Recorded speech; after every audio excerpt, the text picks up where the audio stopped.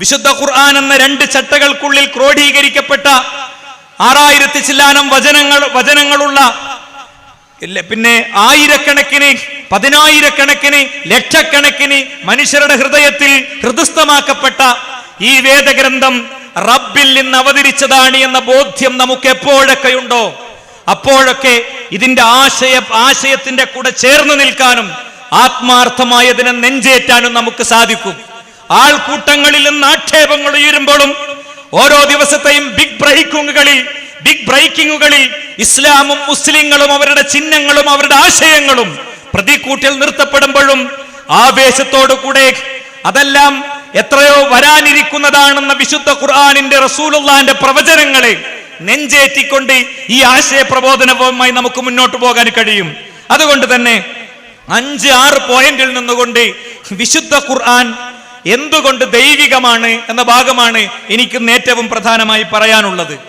അതില് വിശുദ്ധ ഖുർആൻ 600 ചിറകുകളുള്ള ജിബ്രീൽ അലൈഹിസ്സലാം എന്ന രൂപവും ഭാവവുമുള്ള ജിബ്രീൽ അലൈഹിസ്സലാം എന്ന മനുഷ്യന്റെ നഗ്നനേത്രങ്ങൾക്ക് കാണാൻ കഴിയാത്ത ഒരു മലക്ക് വന്നിട്ടുണ്ടെന്നും അദ്ദേഹം പ്രവാചക തിരുമേനിയുടെ അടുക്കൽ പലതവണ വന്നിട്ടുണ്ടെന്നും സംസാരിച്ചിട്ടുണ്ട് എന്നുമുള്ള ആത്മീയ പാഠത്തെ നമുക്ക് മുന്നിലെ രേഖകൾ കൊണ്ട് തെളിയിക്കുക എന്നതാണ് എന്നിൽ അർപ്പിതമായ ഉത്തരവാദിത്തം.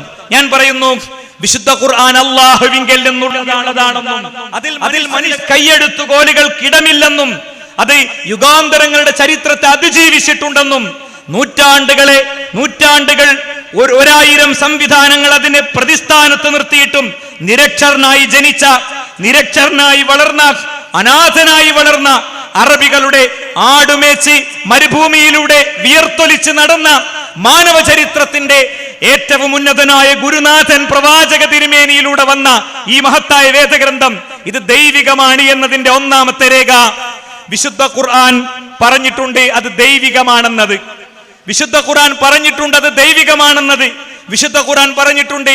അവതരിപ്പിച്ച ദൈവം അതിനെ സംരക്ഷിക്കുമെന്നത്. കേൾക്കുന്ന ഒരാൾക്ക് വേണമെങ്കിൽ ചിന്തിക്കാം, ഞാൻ നല്ല പാട്ടാണെന്ന് ഞാൻ തന്നെ പറഞ്ഞതുകൊണ്ട് ഞാൻ നല്ല പാട്ടാകുമോ? ഇപ്പൊ ഖുർആൻ പറയണേ ഖുർആൻ പിന്നെ ദൈവികമാണ്, അതിന്റെ രേഖ ഖുർആൻ ദൈവികമാണെന്നുള്ളത് ഖുർആൻ തന്നെ പറഞ്ഞതാണ്, അല്ലെങ്കിൽ ദൈവം സംരക്ഷിക്കുമെന്ന് പറഞ്ഞതാണ്. ഇത് കേവലം അവകാശവാദമല്ല, അക്ഷരാർത്ഥത്തിൽ ദൈവം അവതരിച്ചതുപോലെ അതിനെ സംരക്ഷിച്ചിരിക്കുന്നു. മാത്രല്ല, ലോകത്തിറക്കപ്പെട്ട ഏതെങ്കിലും ഒരു വേദഗ്രന്ഥം ഏതെങ്കിലും ഒരിടത്ത് അത് ദൈവികമാണെന്ന് അവകാശപ്പെട്ടിട്ടില്ല. ആ അവകാശവാദം ഉന്നയിച്ചത് വിശുദ്ധ ഖുർആൻ മാത്രമാണ്.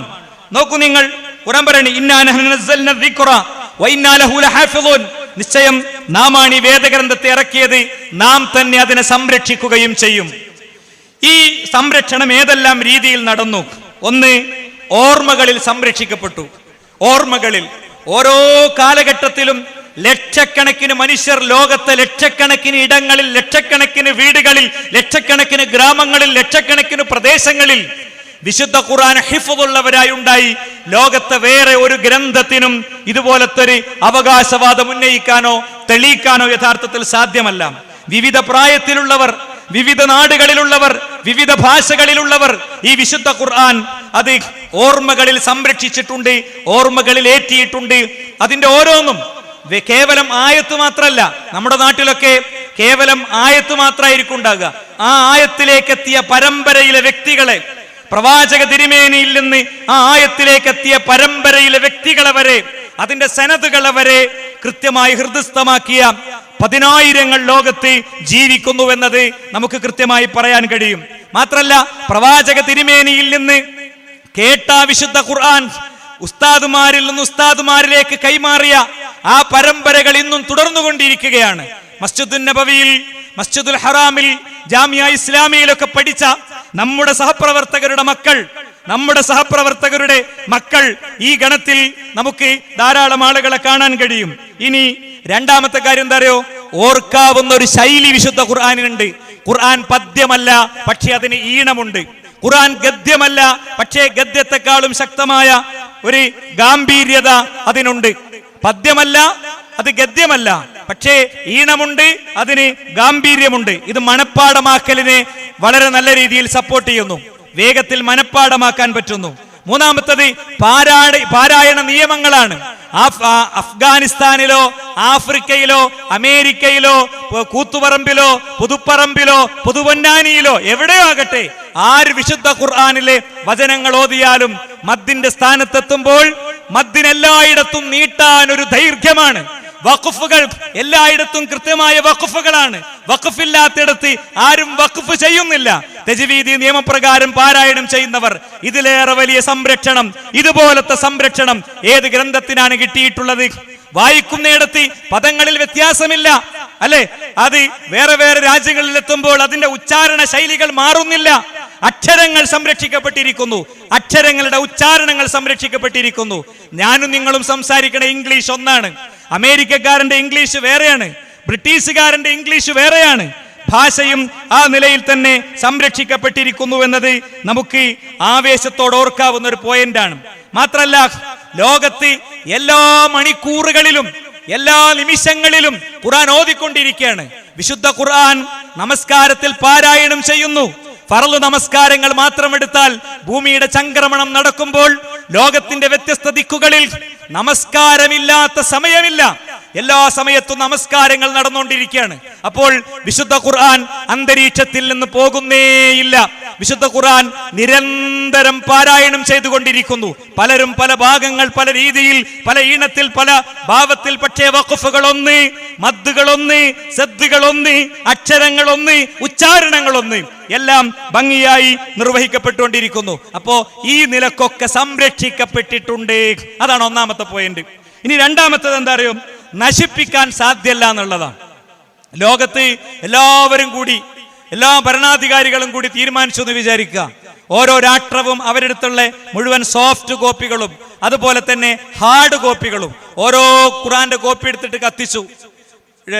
ആപ്പുകളിലും സെർവറുകളിലുമുള്ള ഫുൾ സാധനം ഒറ്റ കോഡിംഗ് നടത്തിയിട്ട് കംപ്ലീറ്റ്, അല്ലെ, ഒരു സിംഗിൾ കോഡിംഗ് വഴി ഓരോന്നും തെരഞ്ഞു പോകുന്നു വേണ്ട, കൃത്യമായ കോഡ് ഉണ്ടാക്കിയിട്ട് അതെല്ലാം കൂടി ഡിലീറ്റ് ചെയ്യാൻ തീരുമാനിച്ചു.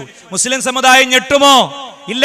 ലോകത്തിലെ 1000 ഗ്രാമങ്ങളിൽ നിന്ന് 10,000 പ്രദേശങ്ങളിൽ നിന്ന് ഇതേ ഗ്രന്ഥം ഒരു കോർഡിനേഷനും ഇല്ലാതെ അടുത്ത മണിക്കൂറുകളിൽ റീപ്രൊഡ്യൂസ് ചെയ്യാൻ കഴിയും. മനുഷ്യരുടെ ഹൃദയങ്ങളിൽ നിന്ന് അക്ഷരങ്ങൾക്ക്, ആശയങ്ങൾക്ക്, സദ്ദുകൾക്ക്, മദ്ദുകൾക്ക്, വഖഫുകൾക്ക് എന്ന് വേണ്ട ഒന്നിനും വ്യത്യാസമില്ലാതെ സബഉൽ ഖിറാഅത്തിന്റെ 7 തരം രീതികൾ സമ്പൂർണമായി റീപ്രൊഡ്യൂസ് ചെയ്യാവുന്ന വിധം ജനകോടികളുടെ ഹൃദയത്തിൽ സംരക്ഷിക്കപ്പെട്ട വേറെ ഏത് ഗ്രന്ഥമുണ്ട് പ്രിയപ്പെട്ടവരെ? നമുക്ക് മെസ്സി ഗോൾ വല കുലുക്കുമ്പോൾ ആവേശമാണ്, ധോണി ഗ്രൗണ്ടിന്റെ പുറത്തേക്ക് 6 അടിക്കുമ്പോൾ ആവേശമാണ്. ഏതെങ്കിലുമൊക്കെ ഫിലിം സ്റ്റാറുകൾ അവര് ആരോ എഴുതി കൊടുത്ത ഡയലോഗുകൾ മനഃപ്പാടമാക്കി ക്യാമറകൾക്ക് മുന്നിൽ പലതവണ റീടേക്കുകളിലൂടെ അത് പറഞ്ഞ് BGM സപ്പോർട്ടോട് കൂടെ ബിഗ് സ്ക്രീനുകളിൽ അത് പ്രദർശിപ്പിക്കുമ്പോൾ നമുക്ക് ആവേശമാണ്. എന്തേ മുസ്ലിങ്ങളെ, എന്തേ പ്രിയപ്പെട്ടവരെ, എന്തേ ജനങ്ങളെ, എന്തേ ചെറുപ്പക്കാരെ, എന്തേ കുട്ടികളെ, എന്തേ സ്ത്രീകളെ, ഏതെങ്കിലുമൊക്കെ ആളുകൾ ഒരു വിമർശനം നടത്തുമ്പോഴേക്ക് ആ വിമർശനത്തോടു കൂടെ എന്റെ ഇസ്ലാം ദുർബലമായെന്ന ധാരണയോടുകൂടെ I am an ex Muslim എന്ന് ടൈം ലൈനുകളിൽ അച്ചടിച്ചു വിടുന്നവർ ആലോചിച്ചിട്ടുണ്ടോ? ലോകത്തൊരാൾക്കും നശിപ്പിക്കാൻ കഴിയാത്തത്ര സുരക്ഷിതമാക്കപ്പെട്ട ഒരു ഗ്രന്ഥമാണ് എന്റെ ഗ്രന്ഥം, ഈ വിശുദ്ധ ഖുർആൻ എന്നത്. നമ്മൾ ആലോചിച്ചിട്ടുണ്ടോ? ആരെങ്കിലും അങ്ങനെ തീരുമാനമെടുത്താൽ ലോകത്തെ കോടിക്കണക്കിന് മനസ്സുകളിൽ നിന്ന് അത് റീപ്രൊഡ്യൂസ് ചെയ്യാൻ പറ്റും. ഇങ്ങനെയുള്ള വേറെന്താ ഉള്ളത്? ലോകത്തെ വ്യത്യസ്ത രാഷ്ട്രങ്ങളുടെ ഭരണഘടനകൾ, അതിന്റെ ഹാർഡ് കോപ്പീസ് ആൻഡ് അതിന്റെ സോഫ്റ്റ് കോപ്പീസ് ടോട്ടലി ഇല്ലാതാക്കപ്പെട്ടാൽ ആരുടെ ഹൃദയത്തിലുണ്ട് അതിന്റെ അമെൻമെന്റുകൾ, അതിലെ ആഡിങ്ങുകൾ, അതിലെ ചേർത്തുവെക്കലുകൾ? ഇന്ത്യയുടെ ഭരണഘടന ഉൾപ്പെടെയുള്ള ഇത്തരം കാര്യങ്ങൾ ആരുടെ ഹൃദയത്തിലാണ് പ്രിയപ്പെട്ടവരെ മനഃപ്പാടമായിട്ടുള്ളത്? ആ ഭരണഘടന നമ്മളെ സംബന്ധിച്ചിടത്തോളം നമ്മുടെ നിലനിൽപ്പിന്റെ ഭാഗവും, നമ്മൾ ആ ഭരണഘടന നിർമ്മിച്ച സംവിധാനങ്ങൾ, ആ സ്വാതന്ത്ര്യത്തിന്റെ പ്രക്രിയയിൽ പങ്കെടുത്തവരെന്ന നിലയ്ക്ക് ആ ഭരണഘടനയോടുള്ള ആദരവ് നിലനിർത്തിക്കൊണ്ട് തന്നെയാണ് ഇത് പറയുന്നത്. ഇതിന്റെ അപ്പുറം മുറിച്ചിട്ട് ഇന്ത്യയുടെ ഭരണഘടന കത്തിക്കാൻ വേണ്ടി ആഹ്വാനം ഉണ്ടാക്കിയെന്ന് പറയാവുന്ന വിഷജീവികൾ ഈ സമൂഹത്തിലുള്ളത് കൊണ്ട് ഞാൻ ഈ വാചകം കൂടി ഇവിടെ ചേർത്ത് വെക്കുകയാണ്. നമ്മുടെ മെഡിക്കൽ കോളേജുകളിൽ പഠിപ്പിക്കുന്ന മെഡിക്കൽ ടെക്സ്റ്റ് ബുക്കുകൾ മൊത്തം ഒരു ദിവസം നശിപ്പിക്കപ്പെട്ടു എന്ന് വിചാരിക്കുക. ആരുടെ ഹൃദയത്തിലുണ്ട്? ഇവിടുത്തെ സ്കൂളിലെ 1-ാം ക്ലാസ് മുതൽ 10-ാം ക്ലാസ് വരെ, +2 വരെയുള്ള ടെക്സ്റ്റ് ബുക്കുകൾ, ഇംഗ്ലീഷിന്റെ ടെക്സ്റ്റ്, സോഷ്യൽ സയൻസിന്റെ ടെക്സ്റ്റ് കംപ്ലീറ്റ് അതിന്റെ സോഫ്റ്റ് ആൻഡ് ഹാർഡ് കോപ്പി പോയ ആർക്കാ അത് റീപ്രൊഡ്യൂസ് ചെയ്യാൻ പറ്റുക? വേറെ ബുക്ക് ഉണ്ടാക്കാൻ പറ്റും സമയമെടുത്തിട്ട്. പക്ഷെ അതേ ബുക്ക് കൊണ്ടുവരാൻ പറ്റുമോ? വിശുദ്ധ ഖുർആൻ പൂർണ്ണമായി നശിപ്പിക്കപ്പെട്ടാൽ വേറെ അല്ല ഉണ്ടാക്കുക, മറിച്ച് അതേ ഗ്രന്ഥം തന്നെ തീർച്ചയായും കൊണ്ടുവരാൻ കഴിയുമെന്നത് നമുക്ക് ഉറപ്പിച്ചു പറയാൻ പറ്റും. അപ്പൊ രണ്ടാമത്തെ കാര്യം എന്താ? ഒന്നാമത്തത് റബ്ബ് സംരക്ഷിക്കും എന്നത് കൃത്യമായി തെളിയുന്നു. രണ്ടാമത്തതോ, അത് നശിപ്പിക്കാൻ സാധ്യല്ല. അതിന്റെ ആശയത്തെയോ അക്ഷരത്തെയോ നശിപ്പിക്കാൻ സാധ്യല്ല. ആശയത്തെ നശിപ്പിക്കാൻ സാധിക്കുമായിരുന്നെങ്കിൽ ലോകത്തിത് എന്നോ സംഭവിക്കേണ്ടിയിരുന്നു. അതിനു മാത്രം പോന്ന പ്രതിരോധങ്ങളെ, അതിനു മാത്രം പോന്ന ക്രൂര പീഡനങ്ങളെ ലോകം നേരിട്ടിട്ടുണ്ട്. മുസ്ലിം സമൂഹത്തിൽപ്പെട്ട അംഗങ്ങൾ അവർ മുസ്ലിങ്ങളായതിന്റെ പേരിൽ മാത്രം തീഷ്ണവും ഭീകരവുമായ ആക്രമണങ്ങൾക്ക് വിധേയരായിക്കൊണ്ടിരിക്കുന്നുണ്ട്. അത് കണ്ട് പേടിച്ചൊളിച്ചോടുന്നില്ല മുസ്ലിങ്ങൾ. കാരണം എന്താ?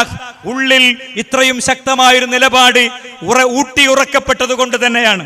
ഇനി മൂന്നാമത്തത്, ഇത് തെറ്റുകളില്ലാത്ത ഗ്രന്ഥാണെന്നുള്ളതാ. ഇതിൽ ഒരു തെറ്റുപോലുമില്ല.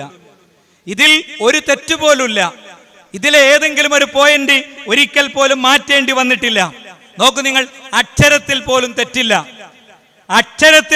തെറ്റില്ല. ഉണ്ടോ? അക്ഷരത്തിൽ പോലും തെറ്റില്ല. ഏതെങ്കിലുമൊക്കെ ഒരു കോപ്പിയിൽ എവിടെങ്കിലൊക്കെ ഒരു തെറ്റ് ഉണ്ടെങ്കിൽ ഇറങ്ങിയ അടുത്ത മണിക്കൂറുകളിൽ ഐഡന്റിഫൈ ചെയ്യപ്പെടുന്നു. നമ്മളെ പത്രങ്ങൾ, നമ്മുടെ പുസ്തകങ്ങൾ, നമ്മുടെ മറ്റു കാര്യങ്ങൾ, പ്രൂഫ് റീഡിങ്ങിന് മാനുവൽ പ്രൂഫ് റീഡിങ്ങിന്റെ പുറമെ സ്പെൽ ചെക്കുകൾ, എന്തെല്ലാം സിസ്റ്റങ്ങളുണ്ട്. എന്നാലുണ്ടാകും അതിനു മാത്രം ശമ്പളം കൊടുത്ത് നിശ്ചയിക്കപ്പെട്ട ആളുകളൊക്കെ ഉണ്ടായിട്ടും എന്തുകൊണ്ട് മനുഷ്യർ കൈകാര്യം ചെയ്യണേനാണ് ഇത് രണ്ടും. വിശുദ്ധ ഖുർആനിൽ ഒരക്ഷരത്തെറ്റ് പോലും കാണിച്ചു തരാൻ ഇസ്ലാം വിമർശകരെ നിങ്ങൾക്ക് കഴിയില്ലെന്ന് തന്റെ ഇടത്തോടെ പറയാം. ഇനി ഏതെങ്കിലും ഒരു സ്പെല്ലിംഗ് മിസ്റ്റേക്ക് നിങ്ങൾ കാണിച്ചു തന്നിട്ടുണ്ടെങ്കിൽ നിങ്ങൾ കാണിച്ചു തരുന്നതിന്റെ മണിക്കൂറുകൾക്ക് മുമ്പ് ലോകത്ത് റിപ്പോർട്ട് ചെയ്യപ്പെട്ടിട്ടുണ്ട്. അതാണ് വിശുദ്ധ ഖുർആൻ. അത്രയും ജനഹൃദയങ്ങളിലുള്ള, അവരുടെ കണ്ണിലും കൽബിലുമുള്ള മഹത്തായ ഗ്രന്ഥത്തിന്റെ ആളുകളാണ് നമ്മൾ. ഇനി അതിന്റെ ഏതെങ്കിലും ആശയം തിരുത്തേണ്ടി വന്നിട്ടുണ്ടോ? സുഹൃത്തുക്കളെ തിരുത്തേണ്ടി വന്നിട്ടുണ്ടോ? ലോകം ഒരു ഘട്ടത്തിൽ ഡിസ്കസ് ചെയ്തൊരു വിഷയമായിരുന്നു, ചർച്ച ചെയ്തൊരു വിഷയമായിരുന്നു ജനസംഖ്യ വർദ്ധിച്ചു വരുമ്പോൾ വലിയ പ്രതിസന്ധിയിലേക്ക് പോകുമെന്നത്. ആ പ്രതിസന്ധിയിലേക്ക് പോകുമെന്ന നിലയ്ക്ക് ലോകം തീരുമാനമെടുത്തു, ജനസംഖ്യയുടെ വർധനവിനെ നിയന്ത്രിക്കണം. ജനസംഖ്യയുടെ വർധനവിനെ നിയന്ത്രിക്കാൻ 2 രീതികളാണ് സ്വീകരിച്ചത്. ഒന്ന്, ആക്രമണത്തിന്റെയും സൈനിക നടപടിയുടെയും പോലീസ് ഫോഴ്സിന്റെയും ഒക്കെ സപ്പോർട്ട് ഉപയോഗിച്ചുകൊണ്ട് നിർബന്ധ വന്ധീകരണത്തിന് വിധേയമാക്കി. യൂജനിക്സ് എന്ന പേരിൽ പിന്നെ കറുത്തവരും വികലാംഗരുമൊക്കെയായ മനുഷ്യരെ, കറുത്തവരിൽ നിന്ന് ജനിക്കുന്നവർ, വികലാംഗരിൽ നിന്ന് ജനിക്കുന്നവർ, സഹജമായ ജനിതകമായ രോഗങ്ങളുള്ളവരിൽ നിന്ന് ജനിക്കുന്നവർ, അവർ ലോകത്തിന് ബാധ്യതയാണെന്നും അവര് ലോകത്തിന് സാമ്പത്തിക പ്രത്യാഘാതങ്ങൾ ഉണ്ടാക്കുന്നും പറഞ്ഞിട്ട് നിർബന്ധപൂർവ്വം പിടിച്ചുകൊണ്ടുപോയി അവരെ വന്ധീകരിച്ചു. എന്തു പറഞ്ഞാലും നോക്കൂ, യൂറോപ്പിലേക്കെന്ന് പറയുന്ന യൂറോപ്പിന്റെ തെരുവിൽ പണ്ട് നമ്മുടെ നാട്ടിൽ പട്ടികളെ ആട്ടിപ്പിടിച്ച് ഇഞ്ചക്ഷൻ വെച്ചിരുന്നത് പോലെ, ഇപ്പോഴും വെക്കാൻ നിർദ്ദേശമുള്ളതുപോലെ കറുത്ത മനുഷ്യരെ ആട്ടിപ്പിടിച്ച് ഇഞ്ചക്ഷൻ ചെയ്ത് വന്ധീകരണങ്ങൾക്ക് വിധേയരാക്കി. നമ്മുടെ രാജ്യത്തൊക്കെ എന്താ ചെയ്തത്? ഇവിടെ പിന്നെ സൈനിക നടപടികളും പോലീസ് മുറകളും എടുക്കുന്നതിന് പകരം പലപ്പോഴും പ്രലോഭനങ്ങളായിരുന്നു. വിശക്കുന്നവർക്ക് ഭക്ഷണത്തിന്റെ കിറ്റ് കൊടുത്തും വസ്തുക്കൾ കൊടുത്തും പറഞ്ഞു പറ്റിച്ചും ഒരുപാട് ആളെ വന്ധീകരിക്കുകയുണ്ടായി. വിശുദ്ധ ഖുർആൻ അതിന്റെ സ്റ്റാൻഡ് എന്നെന്നും ഒരുപോലെ നിലനിർത്തുന്നു. നിങ്ങൾ നിങ്ങളുടെ കുട്ടികളെ കൊന്നുകളയരുത്, നിങ്ങൾക്ക് അന്നം തരുന്നത് നാമാണ്. ഇന്ന് ലോകം തിരിച്ച് യാത്ര തുടരുകയാണ്, തിരിച്ചു പോവുകയാണ്. ചെറിയൊരു വീഡിയോ സാങ്കേതിക തകരാറില്ലെങ്കിൽ നിങ്ങൾക്ക് ലഭ്യമാക്കാൻ കഴിയുമെന്ന് വിചാരിക്കുന്നു. ആ വീഡിയോയിലേക്ക്.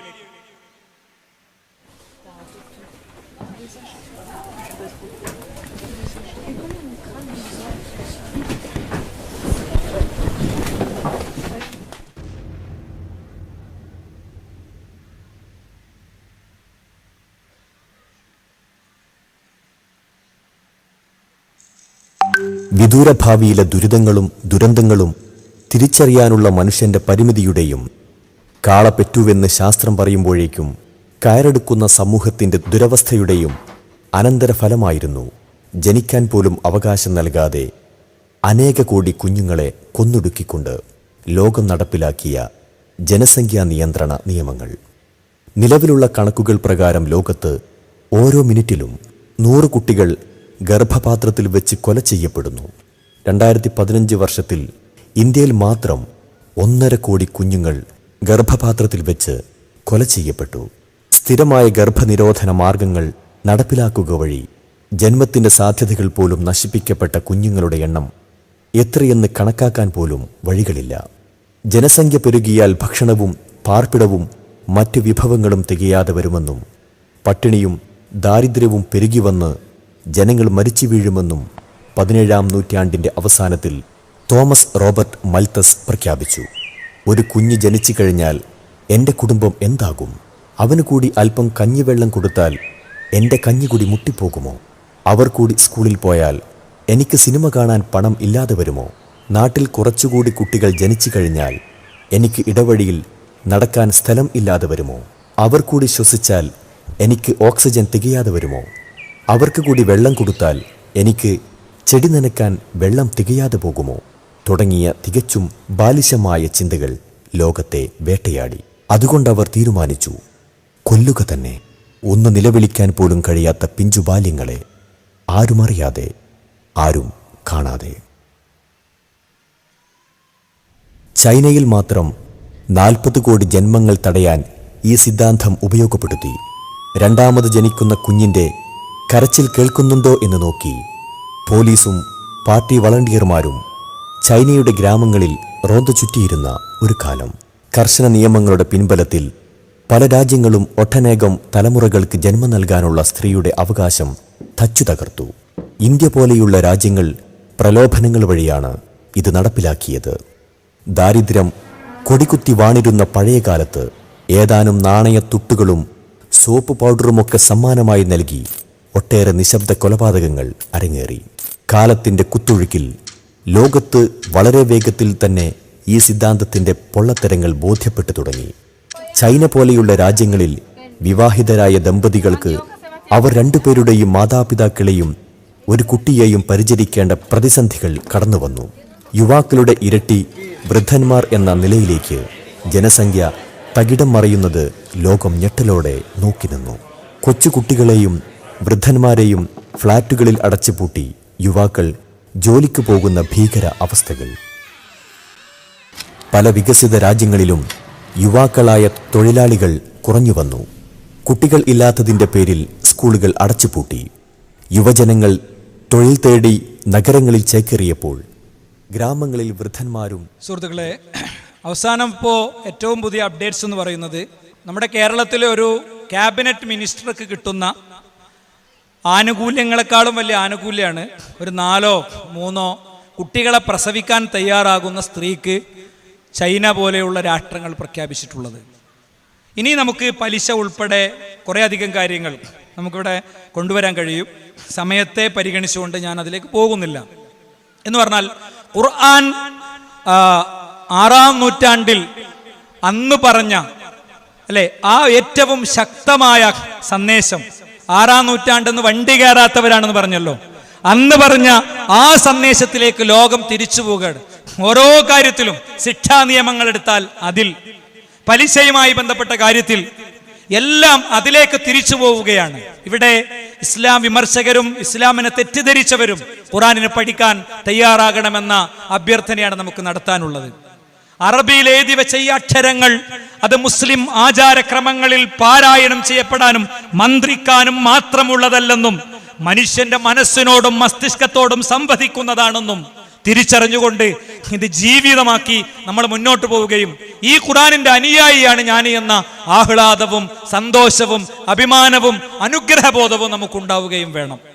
അപ്പോൾ നമ്മൾ 4-ാമത്തെ ഒരു കാര്യത്തിലേക്ക് എത്തുകയാണ്. 4-ാമത്തെ ഒരു കാര്യം എന്താ? 4-ാമത്തെ ഒരു കാര്യം, ഈ ഗ്രന്ഥത്തിൽ വൈരുദ്ധ്യങ്ങൾ ഇല്ല എന്നതാണ്.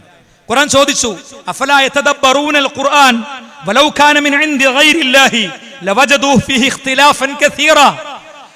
ഈ വിശുദ്ധ ഗ്രന്ഥം അത് അല്ലാഹുവിങ്കൽ നിന്നുള്ളതല്ലായിരുന്നുവെങ്കിൽ അതിൽ ധാരാളം വൈരുദ്ധ്യങ്ങൾ കാണുമായിരുന്നു. ഒരു വൈരുദ്ധ്യമെങ്കിലും നിങ്ങൾ കാണിച്ചു തരൂ. കേവലം ഒരു വൈരുദ്ധ്യമെങ്കിലും നിങ്ങൾ കാണിച്ചു തരൂ. ഖുർആന്റെ വെല്ലുവിളിയാണ്. മനുഷ്യ ചരിത്രത്തിൽ ഇന്ന് വരെ ആർക്കും പറ്റിയിട്ടില്ല. മനുഷ്യ ചരിത്രത്തിൽ ഇന്നേ വരെ ഒരാൾക്കും പറ്റിയിട്ടില്ല. വൈരുദ്ധ്യങ്ങൾ എന്ന പേരിൽ കൊണ്ടുവരുന്നതും വിമർശനങ്ങൾ എന്ന പേരിൽ കൊണ്ടുവരുന്നതും ഒക്കെ പലപ്പോഴും ഖുർആനിന് തന്നെ അനുകൂലമായി മാറുന്നതാണ് നമുക്ക് കാണാൻ കഴിയുന്നത്. വളരെ ക്ലിയറായ ചില ഉദാഹരണങ്ങളിലേക്ക് വേണമെങ്കിൽ നമുക്ക് പോകാൻ കഴിയും. യാ ഉഖ്ത ഹാറൂൻ, ഹാറൂനിന്റെ സഹോദരി എന്ന വിളി, ഹാറൂനിന്റെ സഹോദരി എന്ന വിളി, ആ വിളിയെ മറിയം ബീവിയെ വിളിക്കുന്ന വിളിയാണ്. ആ വിളിയെ അവർക്ക് അങ്ങനെ ഹാറൂൻ എന്നൊരു സഹോദരി ഉണ്ടായിരുന്നില്ല, വിശുദ്ധ ഖുർആനിന് തെറ്റിപ്പോയി എന്ന് ക്രൈസ്തവ പുരോഹിതന്മാര് വിമർശനം ഉന്നയിച്ചപ്പോ ലോകത്തെ സലഫി പണ്ഡിതന്മാർ അതിന് കൊടുത്ത ഉത്തരം എന്താണ്? ലോകത്തെ സലഫി പണ്ഡിതന്മാർ കൊടുത്ത ഉത്തരം ബൈബിൾ കോട്ട് ചെയ്തിട്ട് പറഞ്ഞു, മറിയമിന്റെ കാലത്ത് സുകൃതം ചെയ്ത് ജീവിക്കുന്ന, നന്മ ചെയ്ത് ജീവിക്കുന്ന നല്ലവരായ സ്ത്രീകളെ ഹാറൂനിന്റെ സഹോദരിയാകാൻ മാത്രം ഉയർന്നവളാണ് നീ എന്ന് വിളിക്കുന്ന ഒരു ശൈലി ഉണ്ടായിരുന്നു. അപ്പോ ആ കാലഘട്ടത്തിന്റെ ശൈലി പോലും തെറ്റാതെ ഖുർആൻ കോട്ട് ചെയ്തു എന്ന നിലയ്ക്ക് ഈ വിമർശനത്തിന്റെ വടിയെ തിരിച്ചെടുത്തടിക്കുന്നതാണ് ചരിത്രത്തിൽ നമ്മൾ കാണുന്നത്. ഇനി ഉദാഹരണങ്ങൾ കൊണ്ടുവരാൻ പറ്റും, ഞാൻ അങ്ങോട്ട് പോകുന്നില്ല. നോക്കൂ, നിങ്ങൾ ശരിക്ക് 23 വർഷം കൊണ്ട് അവതരിച്ച ഒരു ഗ്രന്ഥത്തിൽ, അതും ഗ്രന്ഥം സ്വീകരിക്കുന്ന വ്യക്തിക്ക് എഴുത്തറിയില്ല, എഴുതാൻ അറിയുന്ന ആളുകൾ വളരെ കുറച്ചേ ഉള്ളൂ. ഇങ്ങനെയൊക്കെയുള്ള ഒരു നാട്ടിൽ ഒരുപാട് വൈരുദ്ധ്യം കാണണം. മാത്രമല്ല, ഇവർക്ക് ചോദിച്ച കുറെ ചോദ്യങ്ങളുണ്ട്. 23 വർഷത്തിൽ പല ഘട്ടങ്ങൾ അവർ ചോദിച്ച ചോദ്യമാണ് എന്ത്? ഇപ്പൊ ഉത്തരം മുട്ടിക്കാൻ ചോദിച്ച കുറെ ചോദ്യമുണ്ട്. റൂഹ് എന്താന്ന് റസൂലുള്ളാഹിനോട് ചോദിച്ചിട്ടുണ്ട്, റൂഹ് എന്താന്ന് ചോദിച്ചിട്ടുണ്ട്. കൺഫ്യൂസ്ഡ് ക്വസ്റ്റ്യൻസ് വന്നിട്ടുണ്ട്. യസ്അലൂനക അനിസ്സാ, അന്ത്യദിനത്തെ കുറിച്ച് ചോദിച്ചിട്ടുണ്ട്. യസ്അലൂനക അനിൽ അഹില്ല, അഹില്ലയെ കുറിച്ച് ചോദിച്ചിട്ടുണ്ട്, അല്ലെ? മാത്രല്ല യസ്അലൂനക അനിൽ മഹീൽ, ഹൈലിനെ കുറിച്ച് ചോദിച്ചിട്ടുണ്ട്. ഇങ്ങനെ ഉത്തരം മുട്ടിക്കാനും അല്ലാതെയും ചോദിച്ച കുറെ ചോദ്യങ്ങൾ, കുറെ സന്ദർഭങ്ങൾ, അതും പല ഘട്ടങ്ങളിൽ അവതരിച്ചത്, അതൊക്കെ ചിട്ടയായി ക്രമീകരിക്കപ്പെട്ടു വന്നപ്പോ ആർക്കും ഒരു അബദ്ധവും വൈരുദ്ധ്യവും കാണിക്കാൻ കഴിയുന്നില്ല എന്നത് വിശുദ്ധ ഖുർആന്റെ മാത്രം പ്രത്യേകതയാണ്. ഇനി 5ാമത്തെ കാര്യത്തിലേക്ക് വരാം. ഭാഷയുടെ അജയ്യതയാണ്. ഭാഷയുടെ അജയ്യത എന്താ? ഭാഷയുടെ അജയ്യത, ഖുർആൻ ഇറങ്ങിയത് എങ്ങനെയാണ്? വാമൊഴിയായിട്ടാണ്. ഖുർആൻ ഇറങ്ങിയത് വാമൊഴിയായിട്ടാണ്, രേഖപ്പെടുത്തിയതോ വരമൊഴിയായിട്ടാണ്. അപ്പൊ നിങ്ങൾ ആരെങ്കിലും ഒരാള് ഗൂഗിൾ വോയിസ് ടൈപ്പിംഗ് ഓൺ ചെയ്ത് വെച്ചാൽ നിങ്ങൾക്ക് എൻ്റെ ഈ സംസാരം നിങ്ങൾക്ക് ടെക്സ്റ്റാക്കി മാറ്റാൻ കഴിയും. ആ ടെക്സ്റ്റാക്കി മാറ്റിയത് പിന്നെ നിങ്ങൾ വായിച്ചു നോക്കിയ ഒരു അന്തം ഉണ്ടാവില്ല പറയണത്. കാരണം എന്താ? കുത്തും കോമയും പുള്ളിയും വള്ളിയും ഒക്കെ ഉണ്ടാവുമ്പോഴാണ് വരമൊഴി പൂർത്തിയാകുക. പക്ഷേ വിശുദ്ധ ഖുർആൻ വാമൊഴിയായി ഇറങ്ങിയതായിട്ട് പോലും എന്തുകൊണ്ട് അതിന് വാമൊഴിയെ വരമൊഴിയിലേക്ക് മാറ്റുമ്പോഴുള്ള പ്രശ്നമുണ്ടാകുന്നില്ല? ഒരിക്കലും അങ്ങനത്തെ ഒരു പ്രശ്നം വിശുദ്ധ ഖുർആനിലില്ല. മാത്രല്ല, അറബി ഭാഷ നിലനിൽക്കുന്നു എന്നുള്ളതാണ്. ബൈബിൾ ഇറങ്ങിയ ഭാഷയിൽ ഇന്ന് ബൈബിൾ ലഭ്യമല്ല. ബൈബിൾ ഇറങ്ങിയ ഭാഷ തന്നെ ഇന്ന് ലഭ്യമല്ല. ബൈബിൾ ഏതൊരു ഭാഷയിൽ ഇറങ്ങിയോ ആ ഭാഷ തന്നെയും നിലനിൽക്കുന്നില്ല.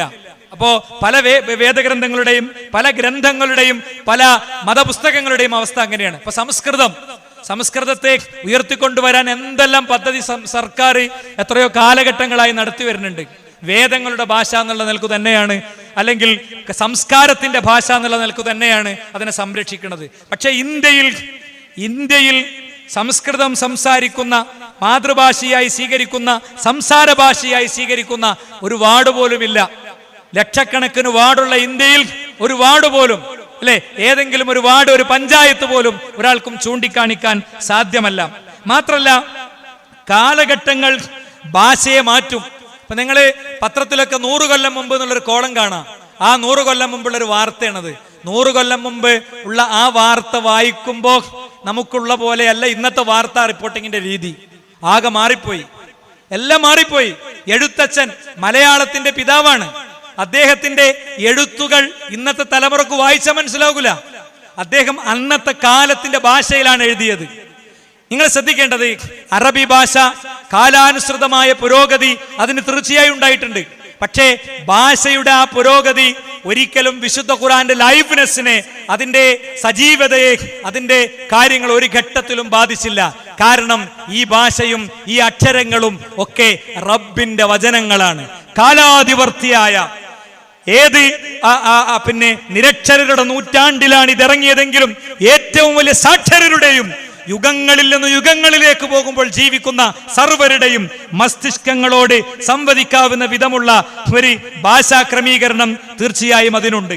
അതുകൊണ്ട് തന്നെ അറബി ഭാഷ ഇത്തരം മാറ്റങ്ങൾക്ക് ഒരു ഘട്ടത്തിലും വിധേയമായിട്ടില്ല. അത് എല്ലാവർക്കും, ലോകത്ത് ഏത് കോണിലുമുള്ള ആളുകൾക്കും വാക്കുകളിൽ ഒരു കൺഫ്യൂഷനും ഇല്ല. വളരെ ക്ലിയറായി അതിലെ ഓരോ വാക്കുകളും, പ്രയാസമുള്ള വാക്കുകൾ മാത്രം വിശദീകരിക്കാൻ പ്രത്യേകം എന്തുണ്ട്, മുഅ്ജമുകളുണ്ട്, പിന്നെ ഭാഷാ നിഘണ്ടുക്കളുണ്ട്, ഒരുപാട് ഖുർആനുമായി ബന്ധപ്പെട്ട വിജ്ഞാന ശാഖകളുണ്ട്. അങ്ങനെ സമ്പന്നമായി വിശുദ്ധ ഖുർആൻ നിലനിൽക്കുകയാണ്. ഇനി ആറാമത്തത്, തുല്യമായ ഒരു ഗ്രന്ഥം കൊണ്ടുവരാൻ വേണ്ടി ആവശ്യപ്പെട്ടിട്ട് ലോകത്ത് ഒരാൾക്കും അങ്ങനെ ഒന്ന് കൊണ്ടുവരാൻ കഴിഞ്ഞിട്ടില്ല എന്നത് നമുക്ക് സധൈര്യം പറയാൻ കഴിയും. എന്തിനും ഡ്യൂപ്ലിക്കേറ്റ് ഉണ്ട്. ഒറിജിനലിനെ വെല്ലുന്ന ഡ്യൂപ്ലിക്കേറ്റ് ഉണ്ട്, അല്ലെ? ഒറിജിനലിനെ വെല്ലുന്ന ഡ്യൂപ്ലിക്കേറ്റ് ഉണ്ട്. ഷേക്സ്പിയറിൻ്റെത് എന്ന പേരിൽ ലോകം വായിച്ച പല പുസ്തകങ്ങളും അദ്ദേഹത്തിൻ്റെതായിരുന്നില്ല. പുസ്തകം മാർക്കറ്റിൽ ചെലവാകാൻ ഒരാൾ എഴുതുന്നു, അയാൾ ഷേക്സ്പിയർ എന്ന് പേര് കൊടുക്കുന്നു, മാർക്കറ്റിലേക്ക് ഇടുന്നു, ആൾക്കാർ മുഴുവൻ വായിക്കുന്നു, പിൽക്കാലത്ത് കണ്ടെത്തുന്നു ഇത് ഷേക്സ്പിയറിൻ്റെതല്ലാന്ന്. ഇതുപോലെ പല സാഹിത്യകാരന്മാരുടെ പേരിൽ എഴുതിയിട്ടുണ്ട്. പക്ഷേ ഒരു വചനമെങ്കിലും വിശുദ്ധ ഖുർആന്റെ പേരിൽ, ഒരക്ഷരമെങ്കിലും, ഒരു വരിയെങ്കിലും വിശുദ്ധ ഖുർആനിലേക്ക് ചേർക്കാൻ ലോകത്തൊരാൾക്കും പറ്റിയിട്ടില്ല എന്ന് മാത്രമല്ല, ലോകത്തൊരു ശക്തിക്കും സാധ്യമല്ല. ഇസ്ലാം വിമർശകരെ ലോകത്തെന്നും വെല്ലുവിളിച്ചിട്ടുണ്ട്. നിലവിലുള്ള ഖുർആൻ ഒരു കൺഫ്യൂഷൻ ഉണ്ടാക്കാൻ അരവരി, അരക്ഷരം, 6000 ചില്ലാനം വചനങ്ങളിൽ ഒരു വാക്കെങ്കിലും അട്ടിമറി നടത്തിയിട്ട് 1,00,000 കോപ്പികൾ മാർക്കറ്റിൽ ഇട്ടാൽ അടുത്ത മണിക്കൂറിൽ ലോകത്തെ ആയിരക്കണക്കിന് കേന്ദ്രങ്ങളിൽ നിന്ന് റിപ്പോർട്ട് ചെയ്യപ്പെടുന്നത് ചലഞ്ചോട് കൂടെ ലോകത്തെമ്പാടുമുള്ള മുസ്ലിങ്ങൾക്ക് ഈ അവകാശവാദം ഉന്നയിക്കാൻ കഴിയും. ഇനി ഖുർആന് അതിന് തുല്യമായത് കൊണ്ടുവരാൻ പറഞ്ഞു. നമ്മുടെ അടിമക്കിറക്കപ്പെട്ട ഈ ഗ്രന്ഥത്തിൽ നിങ്ങൾക്കെങ്ങാനും എന്തെങ്കിലും സംശയമുണ്ടെങ്കിൽ ആ ഖുർആന് തുല്യമായത് നിങ്ങൾ കൊണ്ടുവരൂ. വധൂ ശുഹദാക്കും, നിങ്ങൾക്ക് നിങ്ങളുടെ ആരെ വേണമെങ്കിലും നിങ്ങൾക്ക് വിളിക്കാം, വിളിക്കേണ്ടവരൊക്കെ വിളിച്ചോ, നിങ്ങൾക്ക് വേണ്ടവരൊക്കെ വിളിച്ച് നിങ്ങൾ ആ ഒരു കാര്യം ചെയ്തോ എന്ന് ഖുർആൻ പറഞ്ഞു. ലോകത്ത് ഒരു നിമിഷമുണ്ട്, അനീസ് ഷോറസ് എന്ന് പറയുന്ന, യൂട്യൂബിലൊക്കെ നിങ്ങൾ സെർച്ച് ചെയ്താൽ കാണാം, അനീസ് ഷോറസ് എന്ന് പറയുന്ന ഫലസ്തീനിയായ അറബിയായ ഒന്നിലധികം അറബിക് വിഷയങ്ങളിൽ PhD ഉള്ള, ശാസ്ത്ര വിഷയത്തിൽ PhD ഉള്ള ഒരാളും അഹമ്മദ് ദീദാത്ത് എന്ന് പറയുന്ന ഇസ്ലാമിക പ്രബോധകനും ഒരു വലിയ കൺവെൻഷൻ സെന്ററിൽ ഒരു ഡിബേറ്റിൽ ഏർപ്പെട്ടുകൊണ്ടിരിക്കുകയാണ്. അപ്പോ അഹമ്മദ് ദീദാത്തിന്റെ സ്പീച്ചുകൾ ശ്രദ്ധിക്കുന്ന ആളുകൾക്കറിയാം, അദ്ദേഹം ഈ ഖുർആന് തുല്യമായത് കൊണ്ടുവരാനുള്ള വെല്ലുവിളി ഇങ്ങനെ നടത്തുന്നത് കണ്ടാൽ നമ്മളിങ്ങനെ എണീറ്റ് നിന്നിട്ട് വല്ലാത്തൊരു ആവേശത്തിലേക്ക് ഇങ്ങനെ പോകും. വയോധികനും വാർദ്ധക്യത്തിലേക്ക് എത്തിയ ആളൊക്കെയായിട്ടും ഒരു ചെറുപ്പക്കാരനെക്കാളും ഉശിരിൽ ആ ചോദ്യം ഇങ്ങനെ അദ്ദേഹം ജനലക്ഷങ്ങൾ കിട്ടുകൊടുക്കും. പക്ഷേ അന്ന് അനീസ് ഷോറസ് ചെയ്ത എന്താ അറിയോ, നല്ല വർണ്ണാഭമായൊരു പെട്ടിയിൽ മനോഹരമായൊരു ഗ്രന്ഥം കൊണ്ടുവന്നിട്ട് ഇത് നിങ്ങൾക്കുള്ള, ലോക മുസ്ലിങ്ങൾക്കുള്ള റീപ്ലേ എന്ന് പറഞ്ഞിട്ട് അദ്ദേഹത്തിന്റെ കയ്യിൽ കൊടുത്തു. നിങ്ങൾക്കുള്ള മറുപടിയാണെന്ന് പറഞ്ഞിട്ട് അദ്ദേഹത്തിന്റെ കയ്യിൽ കൊടുത്തു. എല്ലാവരും ഞെട്ടി, കണ്ണുകൾ വലുതായി, ശ്വാസം നിലച്ചു. ലോകത്താദ്യമായിട്ട് റിപ്ലൈ കിട്ടിയിരിക്കുന്നു. പക്ഷേ അഹമ്മദ് ദീദാത്ത് എന്ന് പറയുന്ന ഇസ്ലാമിക പ്രബോധകന് മാത്രം ഒരു ചാഞ്ചല്യം അദ്ദേഹം സിമ്പിളായിട്ട് അത് എടുത്തു. ഒരു കയ്യിൽ അത് വെച്ചിട്ട് മറ്റേ കയ്യിൽ ഉമനീര് പുരട്ടിയിട്ട് ഒന്നിങ്ങനെ മറിച്ചിട്ട് അവിടെ വെച്ചു. എന്നിട്ട് പറഞ്ഞു, വിശുദ്ധ ഖുർആനിന് മറുപടിയുമായി വന്നവർ അതിലെ ഒന്നാമത്തെ വചനം കട്ടെടുത്തിട്ടാണ്, ബിസ്മില്ലാഹിർ റഹ്മാൻ റഹീം എന്നുള്ള ഒന്നാമത്തെ വചനം കട്ടെടുത്തിട്ടാണ് ഗ്രന്ഥത്തിന് തുല്യമായത് കൊണ്ടുവന്നത്. ഉഷാറായിട്ടുണ്ട്. നിങ്ങൾ ആരെങ്കിലും പിന്നെ അത് കണ്ടോ? കൊറോണയുടെ പേരിൽ സൂറത്തിറങ്ങിയപ്പോ നമ്മുടെ സഹോദരൻ അബ്ദുള്ള ബാസിൽ അതിന് കൊടുത്ത മറുപടി വൈറലായിരുന്നു. ലോകത്തെ വിവിധ ദിക്കുകളിൽ നിന്ന് സമാനമായി കൊറോണ എന്നുള്ള സൂറത്തിന് മനോഹരമായ മറുപടി വന്നു. ആരെങ്കിലും അത് ഓർക്കുന്നുണ്ടോ? എത്ര ആളുകൾക്ക് അതറിയാം? ആർക്കെങ്കിലും അതിലൊരു വചനം ഹിഫ്ളുണ്ടോ? അത് എഴുതിയ ആൾക്കെങ്കിലും ആ വചന ഹിഫ്ളുണ്ടോ? നിങ്ങൾ ആലോചിച്ച് നോക്ക്. അതാണ് വിശുദ്ധ ഖുർആനിന്റെ അത്ഭുതവും അമാനുഷികതയും. അതുകൊണ്ട് നമ്മളെ സംബന്ധിച്ചിടത്തോളം പ്രിയപ്പെട്ടവരെ, നമ്മൾ ഇത്തരം കാര്യങ്ങൾ വളരെ സധൈര്യം ഏറ്റെടുക്കേണ്ടതാണ്.